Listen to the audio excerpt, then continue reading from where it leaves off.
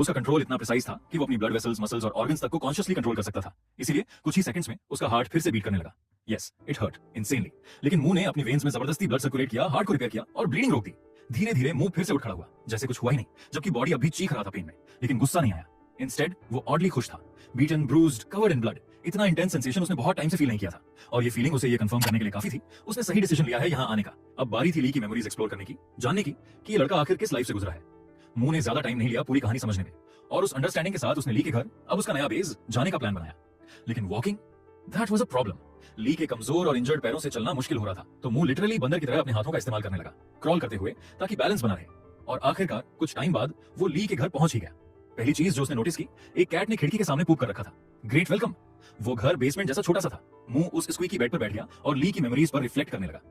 ली की मेमोरीज ने रिवील किया कि उसका एक ही मेल रिलेटिव था, और वो भी बहुत दूर रहता था। मतलब ली पूरी तरह से अकेला था, पुअर, हेल्पलेस, कंप्लीटली पैथेटिक। उसका एकमात्र ऑक्यूपेशन था स्कूल जाना। मुंह को सबसे इंटरेस्टिंग पार्ट तब मिला जब उसे स्कूल की एक मेमोरी मिली, एक लड़का जो ली को दिन रात बुली करता था, जैसे वो उसका सोल मिशन हो। कांस्टेंट फाइट्स, ह्यूमिलिएशन और प्योर टॉर्चर। मुंह के लिए ये एक परफेक्ट स्टार्टिंग पॉइंट था, कॉज, पेन और पोटेंशियल से भरा हुआ। वो इससे ज्यादा थ्रिल्ड नहीं हो सकता था।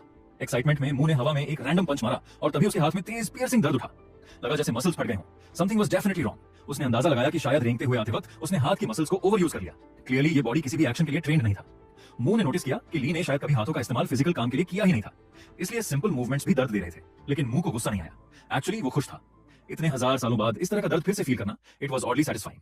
नेक्स्ट डे पुलिस को उस जगह खून के स्टेन्स और टूटे हुए चश्मे मिले जहां ली का बॉडी गिरा था। उन्होंने जल्दी से एरिया को सील कर दिया और इन्वेस्टिगेशन शुरू कर दी। उधर मुंह बिल्कुल कैजुअली उस क्रैश साइट पर लौट आया, लेकिन पुलिस की जांच देखने के लिए नहीं। असल रीजन उस क्रैश साइट के पास थी वो 3 मंजिला इमारत, ली का स्कूल। और मुंह ने फैसला कर लिया था वो ली की डेली रूटीन कंटिन्यू करेगा। स्कूल में घुसते ही वो हॉलवे स्कैन करने लगा जब तक उसे ली का क्लासरूम नहीं मिल गया। मुंह ने जैसे ही ली की क्लासरूम ढूंढी, उसकी एक्साइटमेंट इतनी ज्यादा थी कि उसने रेल डोर को जोर से स्लाइड करके खोल दिया। दरवाजा बाउंस होकर वापस उसी के मुंह पे आकर टकराया और उसे जोरदार झटका लगा। विक्ट्री मोमेंट का सारा मूड खराब हो गया।